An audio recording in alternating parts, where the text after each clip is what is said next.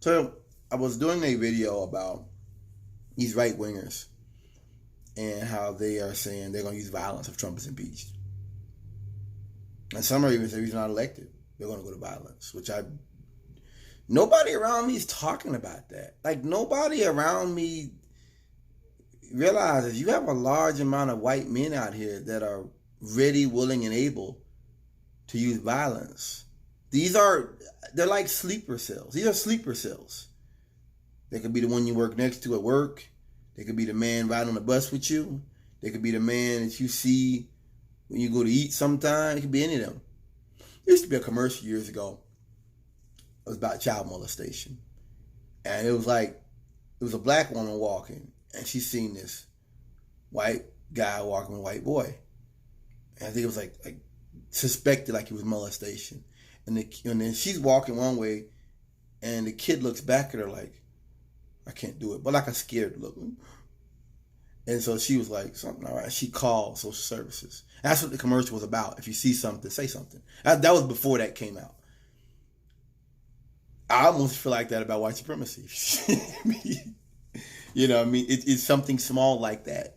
And in the commercial, the boy wasn't beaten. There was no bruises. The boy wasn't like limping. It wasn't like, just it was just molestation. You understand? I don't know. I might find it and put it on here. There was a book called 1984. I read it when I was 16. Scared the crap out of me. I've always been a reader. The book scared the hell out of me. And they put it out. George Orwell was a socialist, a real socialist. And conservatives want to say, "Oh well, that's what socialism gives you." And I have to say now that we are living in 1984. We are. 1984 is today. I look at all the stuff about Trump that's come out and all the lies, stealing from charities, stealing from veterans. Nobody gets mad about it, no matter what comes out.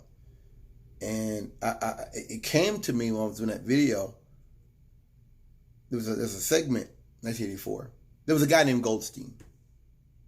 And Goldstein was not, he was in the party. He helped take down the original government. They don't talk about what the government was before Big Brother. He was in the government. But just like Bolton, I think he actually thought the party could be a benevolent force. It could be a force for good to help working man and build a prosperous society. And it wasn't. The Goldstein was forced out. And one thing the book goes into, it doesn't really go into, that sometimes when you became unorthodox, they wouldn't kill you. They pick you up, brainwash you and all that, and people would think you're dead. And then maybe 2 years, 5 years from now, people will see you again. And you'd be doing like a commercial or something for the party, and then they would kill you. And people just were like, "Ooh, that's terrifying," that you think this person's dead or not. And there was a little tea room. I think Winston was kind of gay. Let me say that. I think the main character was kind of a gay man. I think that he talked about it, that in the society, a lot of women were very, very pro party. Because in the party, you couldn't just have kids. Yeah, you had to have. He had a wife, and his wife was like, she didn't want sex, and even when they got a permit to have babies, she still didn't really want to touch him. She didn't want him around her. And he just talked about how a lot of women in the party were very cold, like cold showers and all that. That's how they were. And so he hated his wife.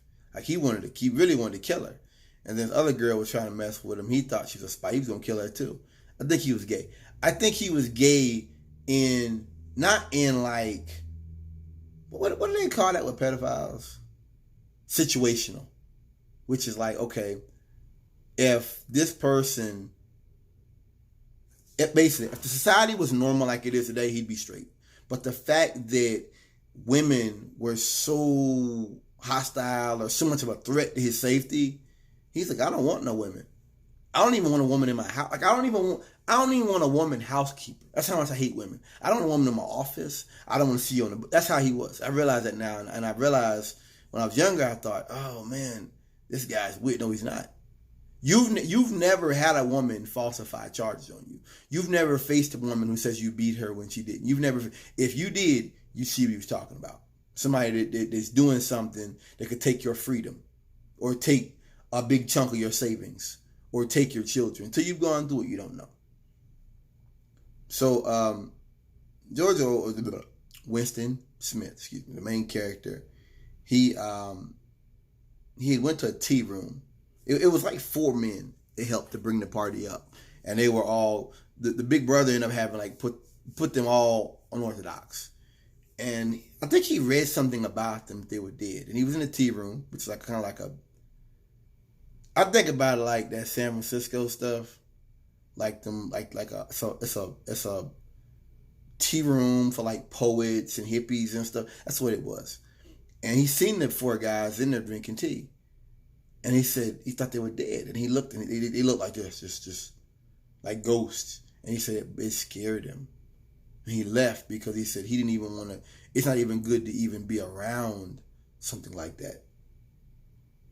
You know what I mean? Somebody who has already had that mark of Cain placed upon them that they were unorthodox. It's a great book. Anyway, in the book, there was something called the 22nd Hate or something. And they would take Goldstein, and Goldstein would talk about Big Brother and talk about capitalism and all that. And all the people in the room would get so angry and start screaming and start throwing things at the screen and what got me was, in the book, he talks about there's women who are like 100 pounds soaking wet, who would be jumping on top of their seats, screaming at the screen, just rage at this man who they'd never even met. He talked about one thing. He talked about in the book that living conditions weren't that good. I think, like I said, the apartment smelled like boiled cabbage. The plumbing was always messed up. There were all these cuts to the rations all the time, and things never got better. He never had smokes. The quality of the smoke was real bad. The quality of the gin was real bad. It was a really messed up society. It wasn't a society of prosperity, and that's what I think about with Trump, creating enemies to circle the wagons, in essence, with the Democrats, calling them Shifty Shift, and Nancy Pelosi calling her Nancy, and this is I'm gonna do a more in-depth video on this.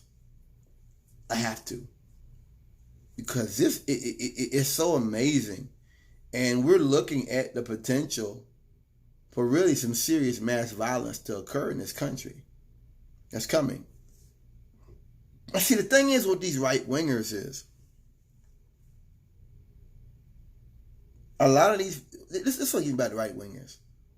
We talk about like violence. Who are they going to kill? They're going to go out here and fuck with a bunch of poor black people who ain't even following politics. A lot of my friends don't even follow politics. You're going to start killing them? Who are you suggesting you're going to kill? And then it gets me with them, with the conservatives.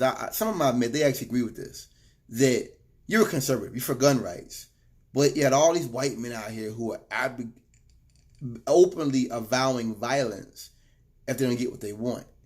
And then you get all these mass shootings. And so you can't understand why we have red flag laws. I'm surprised there aren't more laws. You think people are going to keep allowing their kids to be killed left and right? But see, that's why I always say this all the time. With these redneck crackers, especially North Carolina, all they care about is low taxes and being able to carry a gun everywhere they go. That's all they care about. They don't care about pollution. They don't care about their schools. They don't care about the water quality. They don't care about what America's war fighting machine. They don't care about none of that. They don't care about none of that. None whatsoever. Carrying a gun everywhere they can go and low taxes. Basically saying that white people know that if you have rednecks, if you have a legitimate democracy and things work the way they should, they know they'll be pushed to the side eventually. It may take 50 years, but eventually pushed to the side. They know that. So I just want low taxes so I can build and do all this kind of shit to maintain white supremacy, and carry a gun, which is always the other hand of white supremacy, which is implicit violence. It's implicit violence to maintain the structure of white supremacy. So, there's no reason to be done. I mean, the whole a third of the country is under some kind of cult, mind brainwashing. I mean, there's no reason to be done. I don't talk to a lot of white folks because if that's how you think, you know what I realized? If that's how you crackers think, that if you don't get what you want, you start using violence, that means you're domestic terrorists. There has to come a point, white man, to where you realize that the things you're pushing, you're saying, not only harm a lot of people, but are basically the legal definition of domestic terrorism. There has to come a point. They're not this stupid, you know? Peace out.